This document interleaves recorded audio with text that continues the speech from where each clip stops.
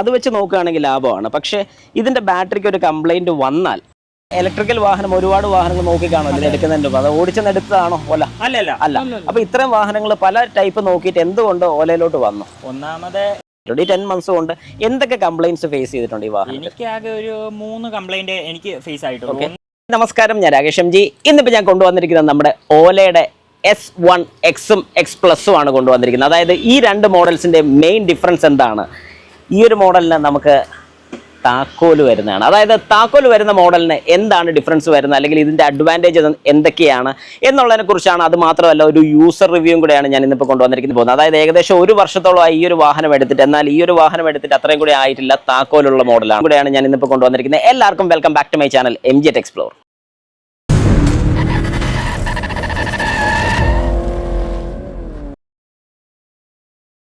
ഏതായാലും രണ്ടും നമ്മുടെ കൂട്ടുകാർ തന്നെയാണ്, ചങ്കുകളാണ്. അപ്പോൾ രണ്ടുപേരും എടുത്ത സ്കൂട്ടേഴ്സിന്റെ വ്യത്യാസം ഒന്ന് ജസ്റ്റ് പറഞ്ഞു പോയേക്കാം. ഒന്ന് X+ഉം പിന്നെ Xും ആണ് വരുന്നത്. ഈ രണ്ട് മോഡൽസിൽ ഒന്നിൽ കീ ഉണ്ട്, ഒന്നിൽ കീ ഇല്ല. കറക്റ്റ്?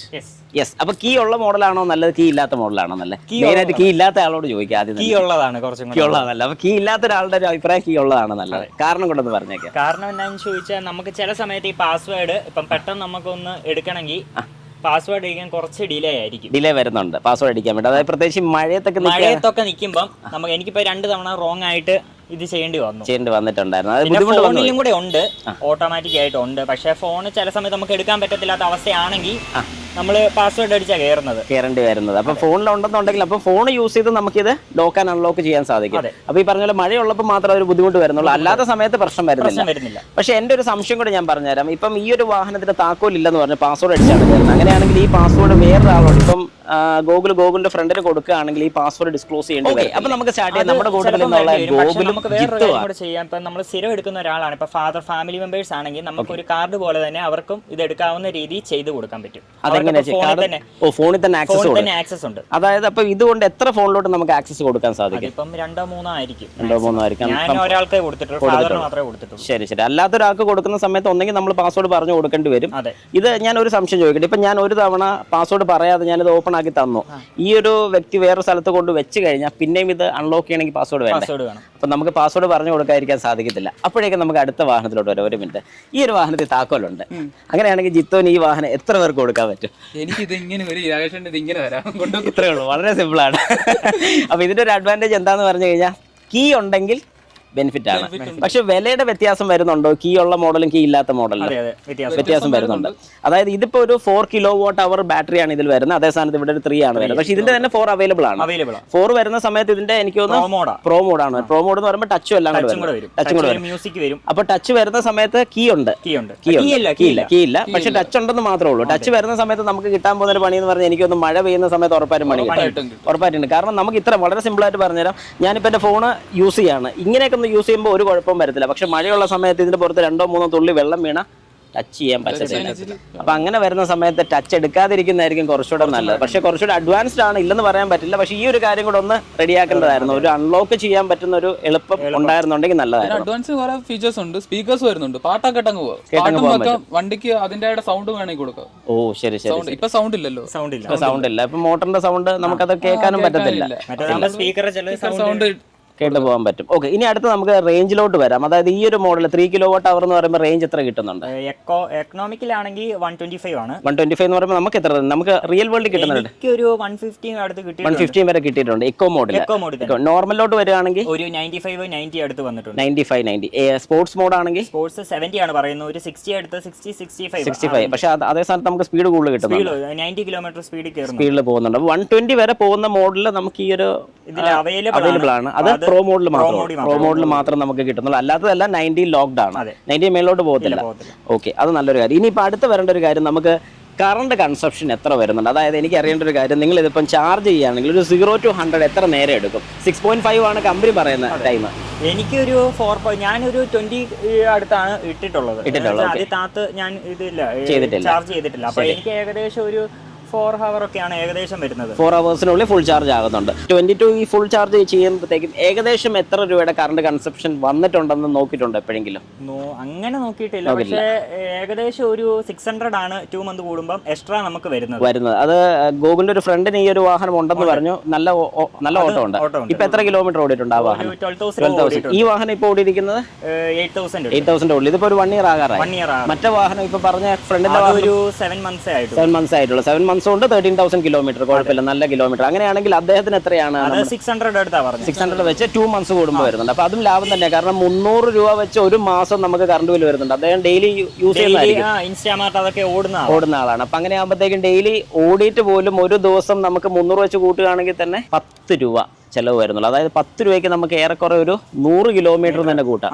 100 കിലോമീറ്റർ ഓടാൻ 10 രൂപ ലാഭമാണ്. പക്ഷേ ലോങ് റണ്ണിൽ ഇതൊരു പ്രശ്നം വരുമോ ഇല്ല എന്നൊക്കെ ഉള്ളൊരു സംശയമാണ്. ഇല്ലെന്ന് ഒരിക്കലും പറയാൻ പറ്റില്ല. കാരണം നമ്മുടെ വീട്ടിലൊരു സ്കൂട്ടർ ഉണ്ടെന്നുണ്ടെങ്കിൽ, ഒരു ബൈക്ക് ഉണ്ടെന്നുണ്ടെങ്കിൽ, നമ്മൾ സാധനം മേടിക്കാനാണെങ്കിൽ പോലും അതിലേ പോകത്തുള്ളൂ.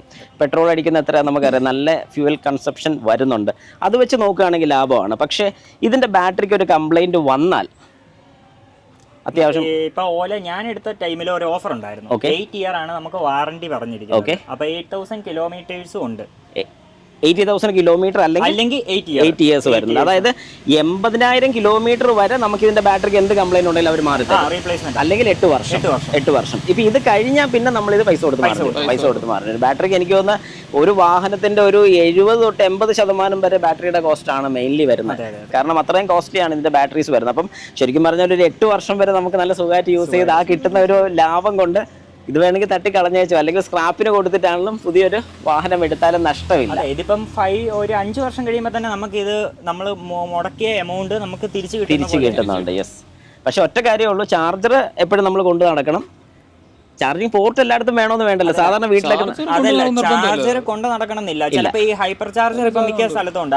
ആപ്ലിക്കേഷൻ നമ്മൾ നോക്കി കഴിയുമ്പോൾ കാണാൻ സാധിക്കും. അങ്ങനെയുള്ളപ്പോൾ അവിടെ നമുക്ക് ഇത് ചെയ്യാൻ പറ്റും. പിന്നെയുള്ള ഓപ്ഷൻ എന്താണെന്ന് വെച്ചാൽ നമ്മൾ ചാർജർ കൊണ്ട് നടന്നാൽ നമുക്ക് KSEBയുടെ ഒക്കെ ഉണ്ടല്ലോ.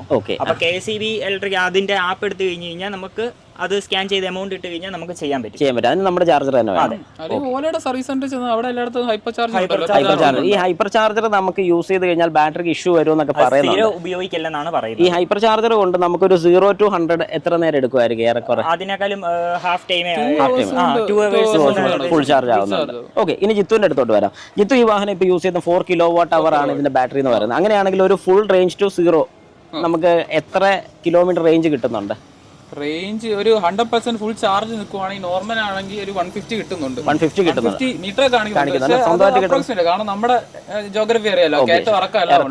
അന്നേരം ഒരു 150 കാണിക്കുവാണെങ്കിൽ നമുക്കൊരു 140-135 ഒക്കെ റേഞ്ച് യൂസ് ചെയ്യാൻ പറ്റും. ഈ 2 വാഹനത്തിൽ ആരാണ് ഏറ്റവും ലോവസ്റ്റ്, അതായത് അപ് ടു 0 അടുപ്പിച്ച് വരെ ആരെങ്കിലും ഓടിച്ചിട്ടുണ്ടോ? ഞാൻ മാക്സിമം 6% വരെ കൊണ്ടെത്തിച്ചിട്ടുണ്ട്. അപ്പൊ 6%ലോട്ട് എത്തിച്ചിട്ടുണ്ട്. ഗൂഗിളോ? ഞാൻ 3-4 ആ റേഞ്ച് വരെ കൊണ്ട്. അപ്പൊ അങ്ങനെ കൊണ്ടുവരുന്ന സമയത്ത് എന്തെങ്കിലും ബുദ്ധിമുട്ട് ഈ വാഹനം കാണിക്കുന്നുണ്ടോ? ഗൂഗിൾ നേരത്തെ പറഞ്ഞ തന്നെ സ്പോർട്സ് മോഡ് വർക്ക് ചെയ്തില്ല, നോർമൽ വർക്ക് ചെയ്യില്ല. 6% ഒക്കെ ആവുകയാണെങ്കിൽ എക്കോ മാത്രം വർക്ക് ചെയ്യുന്നു. 20 താഴെ വരുമ്പോ തന്നെ നമുക്ക് സ്പോർട്സ് കട്ടാവും.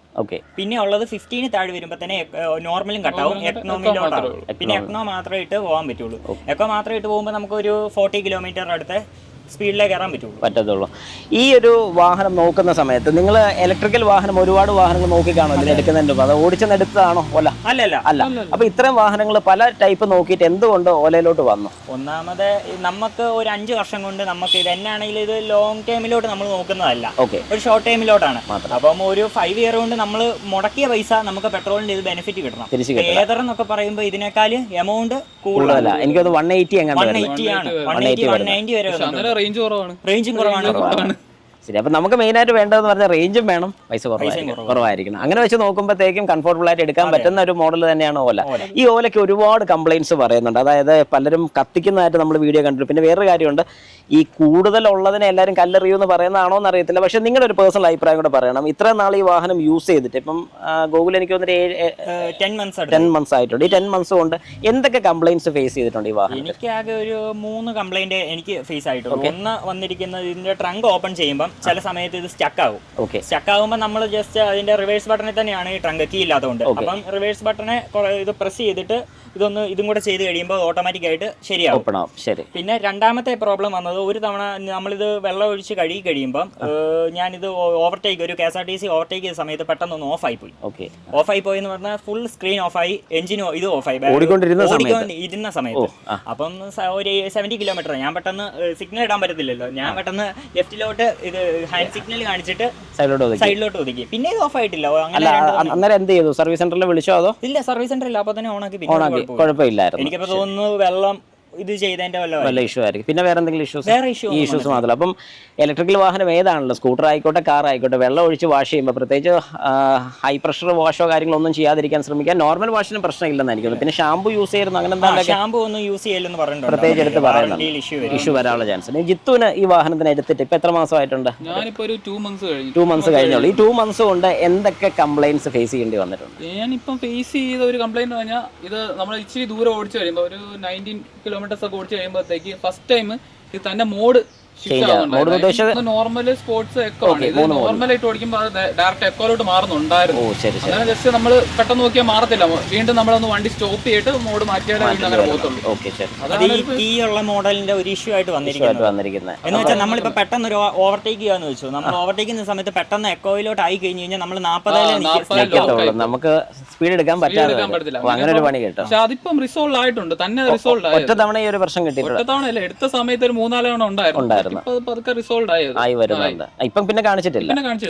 ഞാൻ എത്ര ദൂരം വന്നിട്ട് കാണിച്ചില്ല. ഓക്കെ. ഈ ഒരു വാഹനം എടുക്കുന്ന സമയത്ത് മസ്റ്റായിട്ട് നമ്മൾ എടുക്കണം എന്ന് അല്ലെങ്കിൽ എടുത്തിരിക്കണം എന്ന് പറയുന്ന എന്തെങ്കിലും ആക്സറീസോ അല്ലെങ്കിൽ എന്തെങ്കിലും നമ്മൾ ഇതിന് അഡീഷണൽ വെക്കേണ്ട കാര്യങ്ങൾ വല്ലതും ഉണ്ടോ? ഒന്ന്, ഇതിന് മെയിൻ ആയിട്ട് എടുക്കേണ്ടത് ഇതിന്റെ ചാർജിംഗ് പോർട്ടിന്റെ ഇവിടെ ഒരു ക്യാപ്പ് പോലത്തെ ഉണ്ട്. ക്യാപ്പ്. ഓക്കെ.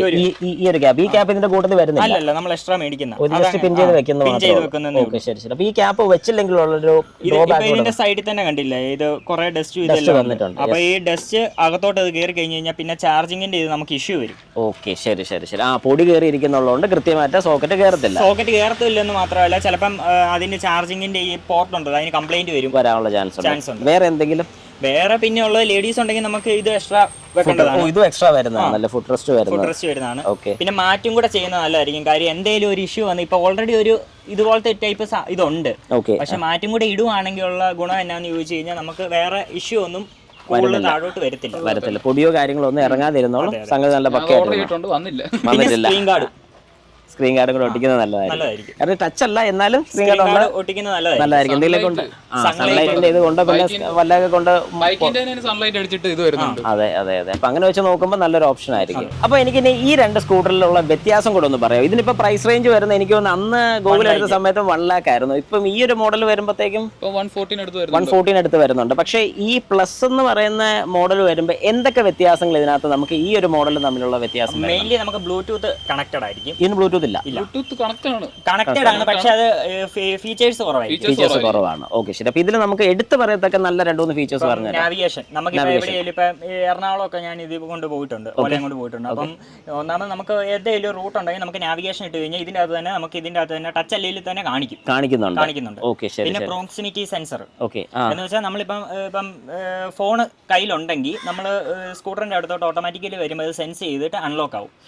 നല്ലൊരു ഓപ്ഷനാണ്. പിന്നെ നമുക്ക് നമ്മൾ ഇത് ലോക്ക് ആക്കാൻ മറന്നുപോയി, നമ്മൾ ഫോണുമായിട്ട് പോയി കഴിഞ്ഞാൽ ലോക്ക് ആയിരിക്കും. പക്ഷെ ഇത് യൂസ് ചെയ്യുന്ന വ്യക്തികൾക്ക് മാത്രമാണ്. രണ്ടുപേർക്ക് നമുക്ക് ഫോൺ കൊടുക്കാൻ ഷെയർ ചെയ്യാൻ പറ്റും. പക്ഷെ അല്ലെങ്കിൽ പിന്നെ ഗൂഗിൾ ഫോൺ കൊടുത്ത് വിടുകയാണെന്നുണ്ടെങ്കിൽ അവർക്ക് ചെയ്യാൻ പറ്റും. അതായത് നമുക്ക് അപ്പൊ തന്നെ ജനറേറ്റ്.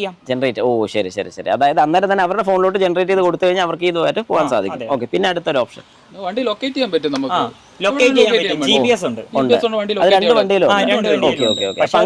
അക്യുറേറ്റ് അല്ല, ശരി ശരി. അത് നല്ലൊരു ഓപ്ഷനാണ്. പിന്നെ എന്തെങ്കിലും വേറെ അഡീഷണൽ? പിന്നെ നമുക്ക് ഇതിന്റെ ഓട്ടോമാറ്റിക് ആയിട്ട് ഇതിന്റെ സ്പീഡ് റേഞ്ച് എന്ന് വെച്ച് കഴിഞ്ഞാൽ നമുക്ക് കിലോമീറ്റർ ഇത്ര റേഞ്ച്. ഇപ്പൊ ഫോൺ ഇല്ലാത്ത ഒരാൾ ഇപ്പൊ നമ്മൾ ഇത് കൊടുത്തു വിടുവാന്ന് വിചാരിച്ചു, അല്ലെങ്കിൽ എന്തെങ്കിലും കാര്യം കൊണ്ട് നമ്മൾ എവിടെയെങ്കിലും വെച്ചിട്ട് എന്തെങ്കിലും ഒരു ഇഷ്യൂ വന്നു കഴിഞ്ഞാൽ അപ്പൊ തന്നെ ഇത് സെൻസ് ചെയ്യും. ജിയോ ഫെൻസിംഗ് പോലെ ഇത് സെൻസ് ചെയ്യുന്നുണ്ട്. ഓക്കെ. ഒരു റേഞ്ചിനകത്ത് നമുക്ക് സ്പെസിഫൈ ചെയ്ത് ഈ വാഹനം വാഹനം നിർത്താൻ സാധിക്കും. അതെ. പിന്നെ നമ്മളിപ്പം സെക്കൻഡ് ഫ്ലോറിൽ വല്ലതും നിൽക്കുവാണെങ്കിൽ നമുക്ക് ഇത് അൺലോക്ക് ചെയ്ത് ഇപ്പൊ ട്രങ്ക് ഓപ്പൺ ചെയ്യണമെങ്കിൽ നമുക്ക് അവിടുന്ന് തന്നെ ഓപ്പൺ ചെയ്ത് അടിയിലുള്ള ഒരാൾ വിളിച്ചു പറഞ്ഞ് എന്തെങ്കിലും സാധനം എടുക്കണം പോലെ അതൊക്കെ എടുത്തോണ്ട് വരാൻ പറഞ്ഞുകൊണ്ട് അൺലോക്ക് ചെയ്ത് കൊടുക്കാൻ സാധിക്കും. ഈ മോഡലാണ്. പിന്നെ ഉള്ളത് ക്രൂസ് കൺട്രോൾ. അതിപ്പോ രണ്ടിലും സെയിം ആയിട്ട് വരുന്ന ഫീച്ചറാണ്. പക്ഷെ ക്രൂസ് കൺട്രോൾ ഒരു നെഗറ്റീവും കൂടെ ഉണ്ട്. ഇപ്പം ഫ്രണ്ട് എന്ന് പറഞ്ഞ ആളുടെ വണ്ടിക്ക് ക്രൂസ് കൺട്രോളിന് ഒരു ഇഷ്യൂ വന്നു. ക്രൂസ് കൺട്രോൾ ഞെക്കി പുള്ളി പൊക്കോണ്ടിരുന്ന സമയത്ത് ബ്രേക്ക് പിടിച്ചിട്ട് കിട്ടിയില്ല. അങ്ങനെ പുള്ളിക്കാരന് ആക്സിഡന്റ് ആയി. ഓഹോ, ശരി ശരി ശരി. അതും ഈ സെയിം മോഡൽ തന്നെയാണ്. ഇതിൽ എക്സ്പ്ലസ് ആയിരുന്നു. ഓക്കെ, ശരി. ഇതിന് ശരിക്കും ഡ്രം ബ്രേക്ക് മാത്രമാണ് ഫ്രണ്ടും ബാക്കും വരുന്നത്, ഡിസ്ക് വരുന്നില്ല. പക്ഷെ ഡിസ്ക് ഇല്ലെങ്കിൽ പോലും ഞാൻ ഓടിച്ചു നോക്കിയിട്ട് എനിക്ക് ബ്രേക്കിങ്ങിന്റെ ഒരു ഇഷ്യൂ ഒന്നും ഫീൽ ചെയ്തില്ല. കാരണം ഡിസ്ക് നമ്മൾ യൂസ് ചെയ്തിട്ട് ഇതിൽ കയറിയെന്ന് പറഞ്ഞാൽ ഒരു കുഴപ്പമില്ല, കാരണം നല്ല ബ്രേക്കിംഗ് ആണ് വരുന്നത്. അതിനും പിന്നെ ബ്രേക്കിന് വേറൊരു വിഷയം കൂടി ഉണ്ട്. ഫസ്റ്റ് ടൈം ഞാൻ ഈ വണ്ടി എടുത്തപ്പം ഞാൻ എടുത്തു കഴിഞ്ഞപ്പോൾ ഞാനിത് ടെസ്റ്റ് ഡ്രൈവ് അടിച്ചിട്ട് ഒറ്റ തവണ യൂസ് ചെയ്തുള്ളൂ. അപ്പം നമ്മൾ ഒരു ഫ്ലാറ്റ് ആയിട്ടുള്ള റോഡ് വഴിയാണ് യൂസ് ചെയ്തുകൊണ്ടിരുന്നത്. പക്ഷേ അത് കഴിഞ്ഞ് ഫസ്റ്റ് ഞാൻ എടുത്തു കഴിഞ്ഞപ്പോൾ നമ്മളൊരു കയറുന്ന സമയത്ത് ഒരു ഹിൽ ടൈപ്പ് ഒരു സ്ഥലം ഉണ്ടായിരുന്നു. അപ്പം ഇറങ്ങി കഴിഞ്ഞ് ഈ ബ്രേക്ക് സ്റ്റക്കാവും. നമ്മൾ അറിയത്തില്ല. ഈ നമ്മൾ ഇപ്പൊ രാകേഷ് ചേട്ടനാണെങ്കിലും ആക്സിലേറ്റർ കൊടുത്തപ്പോൾ നീങ്ങിയില്ല ഫസ്റ്റ്. അപ്പൊ ഈ ബ്രേക്ക് സ്റ്റക്കാവും. അപ്പൊ സ്റ്റക്കാവുമ്പോൾ നമ്മൾ ജസ്റ്റ് ഇത് തട്ടിക്കൊടുത്ത് മുമ്പിലോട്ട് ആക്കി കഴിഞ്ഞാൽ പറ്റും. അതായത് ഇപ്പൊ ഈ പറഞ്ഞൊരു പോയിന്റ് എന്ന് പറഞ്ഞാൽ ഈ ബ്രേക്കിന്റെ ഇവിടെ ഒരു സ്വിച്ച് വരുന്നുണ്ട്. ഈ സ്വിച്ച് നമ്മളൊരു അല്പം ഇവിടെ താന്നിരുന്ന് കഴിഞ്ഞാൽ ഒരു കാരണവശാലും ആക്സിലറേറ്റർ കൊടുത്താൽ ഈ വാഹനം ഓടുന്നതായിരിക്കും, അതായത് ഫ്രണ്ടിലോട്ട് പോകുന്നതായിരിക്കും. അന്നേരം നമ്മൾ ചെയ്യേണ്ട കാര്യം എന്ന് പറഞ്ഞാൽ ഈ ബ്രേക്ക് കുറച്ചൊന്ന് ഫ്രണ്ടിലോട്ട്, അതായത് ഇപ്പൊ ഈ ഒരു ഗ്യാപ്പ് കണ്ടല്ലോ, ഇതൊന്ന് ഫ്രണ്ടിലോട്ടാക്കി ആ സ്വിച്ച് ഓഫ് ആക്കുക. അല്ലെങ്കിൽ ആ സ്വിച്ച് ഓഫ് ആയതിനു ശേഷം മാത്രം നമ്മുടെ വാഹനം പിന്നെ ആക്സിലറേറ്റർ കൊടുക്കാൻ സാധിക്കില്ല. ഇത് ശരിക്കും എനിക്കൊരു 2 വട്ടം ഈ ഒരു വാഹനം ഞാനിപ്പോൾ ഓടിച്ചപ്പോൾ എനിക്ക് ഫീൽ ചെയ്തൊരു കാര്യമാണ്. അന്നേരം അത് നമുക്ക് സെറ്റ് ചെയ്യാൻ പറ്റും, പക്ഷേ കൃത്യമായിട്ടുള്ള സെറ്റിങ്ങും കാര്യങ്ങളൊക്കെ ചെയ്ത് പോകണം. ഒന്നെങ്കിൽ നമ്മൾ അറിഞ്ഞിരിക്കണം, അല്ലെങ്കിൽ ഷോറൂമിൽ കൊണ്ട് കാണിക്കുന്ന സമയത്ത് ചെയ്യണം. പിന്നെ ഇതിന്റെ സർവീസിന്റെ കാര്യം കൂടി എനിക്ക് അറിയണം. അതായത് സർവീസ് എല്ലായിടത്തും അവൈലബിൾ ആണോ? അതെ, ഇപ്പം മെയിൻലി ഇപ്പം നമ്മളിപ്പം ഹോം ടൗൺ കോട്ടയാണ്. കോട്ടയത്ത് ഇപ്പം സർവീസ് അത്യാവശ്യം കുഴപ്പമില്ലാത്ത രീതിയിൽ ചെയ്യുന്നുണ്ട്. നേരത്തെ ഇഷ്യൂ ഉണ്ടായിരുന്നു, ഭയങ്കര ഇഷ്യൂ ഉണ്ടായിരുന്നു. ഈ പലപ്പോഴും ഞാൻ കേട്ടിട്ടുള്ളൊരു കാര്യമാണ് ഈ വാഹനം കത്തിച്ച ഒരു കേസ്. ഇപ്പോഴും ആ വീഡിയോ യൂട്യൂബിൽ ഭയങ്കര വൈറലാണ്, കാരണം ഇത് ഇട്ട് കത്തിച്ചത്. കാരണം സർവീസ് കിട്ടുന്നില്ല എന്നുള്ളൊരു പേരിലാണ് അദ്ദേഹം അത് ചെയ്തത്. അപ്പൊ നിങ്ങൾക്ക് അങ്ങനെ ഒരു ബുദ്ധിമുട്ട് വല്ല ഫേസ് ചെയ്യേണ്ടി വന്നില്ല? ഇപ്പം എനിക്ക് കറന്റ് ഇപ്പൊ 2 തവണ സർവീസ് സെന്ററിൽ പോകേണ്ടി വന്നു. അത് ഒരു തവണ പോയത് ഞാൻ ജസ്റ്റ് ഇത് വെക്കാൻ വേണ്ടിയാണ്, നമ്മുടെ ലേഡീസ് ഫുഡ് റെസ്റ്റ് വെക്കാൻ വേണ്ടിയാണ്. അല്ലാതെ ഒരു തവണ പോയത് ഇതിന്റെ ഫസ്റ്റ് സീറ്റിന് ഒരു ഇത് വന്നില്ലേ, അത് വന്നപ്പോൾ ഞാൻ ജസ്റ്റ് അത് വിളിച്ച് പറഞ്ഞു, ഞാൻ കോട്ടയം ജസ്റ്റ് ഒന്ന് പോയപ്പോൾ ജസ്റ്റ് ഒന്ന് കയറി കാണിച്ചതേ ഉള്ളൂ. പക്ഷെ അല്ലാതെ എനിക്ക് പോകേണ്ടി വന്നിട്ടില്ല. ഈ കൊണ്ട് കാണിക്കുന്ന സമയത്ത് അവരുടെ അപ്രോച്ച് എങ്ങനെ ഉണ്ടായിരുന്നു? പെട്ടെന്ന് തീർത്ത് കിട്ടുന്നുണ്ടോ അതോ വെയിറ്റ് കിട്ടുന്നുണ്ട്? ഇപ്പൊ കോട്ടയത്തെ ഭയങ്കര ആൾക്കാർ വലിയ കുഴപ്പമില്ല, കുറച്ചും കൂടെ നമ്മളുമായിട്ട് ഇത് ചെയ്താണ് അവർ നിൽക്കുന്നത്. ഫസ്റ്റ് തന്നെ ഞാൻ എടുത്തപ്പോൾ ഞാൻ ചോദിച്ചിട്ടുണ്ടായിരുന്നു സർവീസ് പ്രോപ്പർ ആയിരിക്കുമോ. അപ്പം ഇപ്പം കോട്ടയത്താണെങ്കിൽ നമ്മുടെ വരുന്ന പോലീസ് സ്റ്റേഷന്റെ മറ്റേ നമ്മുടെ കോടിമതയ്ക്ക് പോകുമ്പോൾ പാലത്തിന്റെ അവിടുന്ന് റൈറ്റ് കയറി പോവുക. പിന്നെ പുത്തനായിട്ട് ഒരു ഷോറൂം ഇപ്പൊ ഇവിടെ തുടങ്ങുന്നുണ്ട്, ജയ് ഹോണ്ട നമ്മുടെ കളത്തിപ്പടിയിൽ. അപ്പൊ അതിന്റെ ഒരു ഷോറൂം ഓപ്പൺ ആകുന്ന പോലെ ഒരു ഇത് വന്നിട്ടുണ്ട്. പിന്നെ ഉള്ളത് കാഞ്ഞിരപ്പള്ളിയിലാണ്. നമുക്ക് ഈ ചാർജിങ്ങിന് എത്രയാണ് അവരുടെ കോസ്റ്റ് വരുന്നതെന്ന് അറിയോ? അല്ല, ഹൈപ്പർ ചാർജ് ഫ്രീ ആണ്. അതെ, ഫസ്റ്റ് ഏതോ ഇത് തന്നെയാണ് ഇൻട്രോഡ്യൂസ് ചെയ്തത്, എന്ന് വെച്ചാൽ ഫ്രീ ആയിരുന്നു, പക്ഷെ ഇപ്പൊ മാറ്റി. ഇപ്പൊ നിങ്ങൾ ഈ ഒരു വാഹനം അല്ലാതെ വേറൊരു വാഹനം സജസ്റ്റ് ചെയ്യുകയാണെങ്കിൽ, അതായത് EV ഒരാൾ എടുക്കാൻ വേണ്ടി പോകും, ഓല വേണ്ട എന്ന് പറയുകയാണെങ്കിൽ അടുത്ത ഏതൊരു സെഗ്മെന്റ് അല്ലെങ്കിൽ ഏതൊരു വാഹനം സജസ്റ്റ് ചെയ്യും? TVSന്റെ ക്യൂബ് എന്ന് പറയുന്ന iQube ആണ്. എനിക്ക് കുറച്ചുകൂടെ നല്ലതാണെന്ന് തോന്നിയിട്ടുണ്ട്, പല ഫീച്ചേഴ്സ് വെച്ച് നല്ലതാണെന്ന് തോന്നിയിട്ടുണ്ട്. ഇതാണെങ്കിൽ അല്ല, എന്നാൽ സാധാരണ ഒരു വ്യക്തിക്ക് എടുക്കാൻ പറ്റുന്നത്, അതായത് ഇപ്പൊ ഞാൻ വന്നിട്ട് പറയാം എനിക്ക് വീട്ടിലൊരു പർപ്പസിന് ഓല വേണ്ട, ഓല കത്തിക്കുന്നതൊക്കെ ഞാൻ കണ്ട് എനിക്ക് പേടിയാ, ഓല എടുക്കുന്നില്ല എന്ന് പറയാനാണെന്നുണ്ടെങ്കിൽ നല്ലതാണ് പറയുന്നത്. പക്ഷേ iQube കുറച്ചും കൂടെ നല്ലതായിരിക്കും എന്നാണ് ഒരു സജഷൻ. അല്ല, ഞാനത് കേട്ടിട്ടുണ്ട്, ഞാനത് ഓടിച്ചിട്ടില്ല, ഏതായാലും ഓടിച്ചിട്ടുണ്ട്. ഓക്കെ, ഇഷ്യൂസ് ഉണ്ട്, റേറ്റ് കൂടുതലാണ്. ഞാൻ നോക്കിയിട്ട് ഈ റേറ്റ് അപ്പൊ ആ ഒരു കാര്യമാണ് നമുക്ക് മെയിൻ ആയിട്ട് വേണ്ട, റേഞ്ച്. അതായത് നമ്മളിപ്പോ ഒരു വാഹനം എടുക്കുമ്പോൾ മൈലേജ് കിട്ടണം എന്ന് പറയുന്ന പോലെ ഇതുപോലത്തെ ഒരു വാഹനത്തിന്റെ ഏറ്റവും വലിയൊരു ഹൈലൈറ്റ് ആണ് റേഞ്ച് എന്ന് പറയുന്നത്. അപ്പൊ റേഞ്ചിന്റെ ഒരു കാര്യത്തിൽ നമുക്ക് നോ ഡൗട്ട് ഇതിലോട്ട് തന്നെ പോകാൻ സാധിക്കും. കാരണം ഏകദേശം 1 വർഷം യൂസ് ചെയ്ത ഒരാളും 2 മാസം യൂസ് ചെയ്ത ഒരാളുടെ വ്യത്യാസം, അല്ലെങ്കിൽ ആ ഒരു റിവ്യൂ വെച്ച് നോക്കിയിട്ട് എനിക്ക് നല്ലത് തന്നെയാണ് തോന്നുന്നത്. കാരണം 1 വർഷമായിട്ടും പ്രശ്നങ്ങളൊന്നുമില്ല. ഞാൻ യൂസ് ചെയ്യുന്ന ബൈക്ക് NS 200. എന്റെ അനിയൻ കോട്ടയത്ത് വർക്ക് അറിയാലോ. എന്നിട്ട് നമുക്ക് വീട്ടിൽ നിന്ന് ഒരു ഏകദേശം ഒരു 18 കിലോമീറ്റർ വൺ സൈഡ്, തിരിച്ച് 18 കിലോമീറ്റർ ഇങ്ങോട്ടും ഉണ്ടല്ലോ. എന്റെ അനിയൻ ഡെയിലി NS വെച്ച് പോവുകയാണെങ്കിൽ ഒരാഴ്ച നോക്കിക്കേ, 7 ദിവസം പോവുകയാണെങ്കിൽ തന്നെ എത്ര ദിവസം ആവും? ഐ മീൻ 700 റുപ്പീസ് വരും. അതിന് ഒരു ഡേ ഓഫ് ആണെങ്കിൽ തന്നെ അവൻ 600 രൂപ വരും. ഇത് 2 മാസം കൂടെ 600 അത്ര സിമ്പിൾ. ആ ഒരു റേഞ്ച് വെച്ച് നോക്കുന്നത് അത്ര സിമ്പിൾ ആണ്. അതുപോലെ തന്നെ ഒരു വർഷം വെച്ച് നോക്കുകയാണെങ്കിൽ എത്ര രൂപ നമുക്കിവിടെ ലാഭം കിട്ടി. ആ റേഞ്ച് നോക്കുകയാണെങ്കിൽ, അതായത് നിങ്ങളിപ്പോൾ ഡെയിലി ബൈക്ക് യൂസർ ആണ് എന്ന ഏറെക്കുറെ ഒരു 60-70 കിലോമീറ്റർ ഡെയിലി ഡ്രൈവ് ചെയ്യുന്ന ഒരു വ്യക്തിക്കാണെന്നുണ്ടെങ്കിൽ ഇത് അടിപൊളിയാണ്. അതായത് 100 കിലോമീറ്റർ നോക്കണ്ട. 100 കിലോമീറ്റർ എന്ന് പറഞ്ഞാൽ പിന്നെ നമ്മൾ പക്ക നോക്കേണ്ടി വരും. അതായത് പിന്നെ ചാർജിങ് സ്റ്റേഷനൊക്കെ നോക്കണ്ടേ. ഒരു 60 കിലോമീറ്റർ ഓടിക്കുന്ന ഒരു വ്യക്തി, അതായത് 1 സൈഡ് അല്ല 2 സൈഡ് ഞാൻ ഉദ്ദേശിച്ചത്, ഒരു 30 അല്ലെങ്കിൽ ഒരു 40 കിലോമീറ്റർ അപ്പ് ആൻഡ് ഡൗൺ പോകുന്ന ഒരു വ്യക്തിയൊക്കെ ആണെന്നുണ്ടെങ്കിൽ അവർക്ക് ഈ ഒരു വാഹനം എടുക്കുന്നത് കംഫർട്ടബിൾ ആയിരിക്കും. ഈ പറയുന്ന പോലെ ഒരു മൈലേജിന്റെ കാര്യമാണെങ്കിലും മീൻസ് റേഞ്ചിന്റെ കാര്യമാണെങ്കിലും അവർക്ക് വേറെ ഫ്യൂൽ എഫിഷ്യൻസി, അതായത് ഇതിന് പിന്നെ പെട്രോളോ കാര്യങ്ങളൊന്നും അടിക്കേണ്ടതുകൊണ്ട് അതും പ്രശ്നമില്ല. പിന്നെ വീട്ടിൽ ചാർജർ ഉണ്ടെന്നുണ്ടെങ്കിൽ പൊല്യൂഷൻ ഇല്ല. പിന്നെ സോളാർ ചാർജിങ് ഉണ്ടെന്നുണ്ടെങ്കിൽ ഫ്രീ ഓഫ് കോസ്റ്റ് ഒന്നും നോക്കണ്ട. അപ്പൊ അത് വെച്ച് നോക്കുകയാണെങ്കിൽ ഈ കാർ എടുത്ത് ഒരുപാട് പേര് ഇങ്ങനെ പറയുന്നതായിട്ടുണ്ട്. എന്റെ വീട്ടിൽ സോളാർ ഉണ്ട്, അതുകൊണ്ട് പിന്നെ എനിക്ക് പൈസ ഒന്നും വരുന്നില്ല. അപ്പൊ സ്കൂട്ടറും കൂടെ ഇവിടെ എടുക്കുകയാണെന്നുണ്ടെങ്കിൽ അടിപൊളിയായിരിക്കും. ഏതായാലും ആ ഒരു കാര്യത്തിൽ പക്കയാണ്. ഏതായാലും നിങ്ങളുടെ സംശയങ്ങളും കാര്യങ്ങളൊക്കെ ജസ്റ്റ് താഴെ ഒന്ന് കമന്റ് ബോക്സിൽ കമന്റ് ചെയ്യുക. ഏതായാലും very thank you so much for coming. ഏതായാലും ഇവർ രണ്ടുപേരും ഇവരുടേതായ അഭിപ്രായങ്ങൾ പറഞ്ഞു. നിങ്ങളുടെ അഭിപ്രായം കൂടെ താഴെ കമന്റിൽ ഷെയർ ചെയ്തോളൂ. നിങ്ങൾക്ക് എന്തെങ്കിലും നെഗറ്റീവ് സൈഡ് ഉണ്ടെന്നുണ്ടെങ്കിൽ അല്ലെങ്കിൽ പോസിറ്റീവ് സൈഡ് ഉണ്ടെങ്കിൽ താഴെ തന്നെ ഒന്ന് കമന്റ് കൊടുത്തേക്കാം.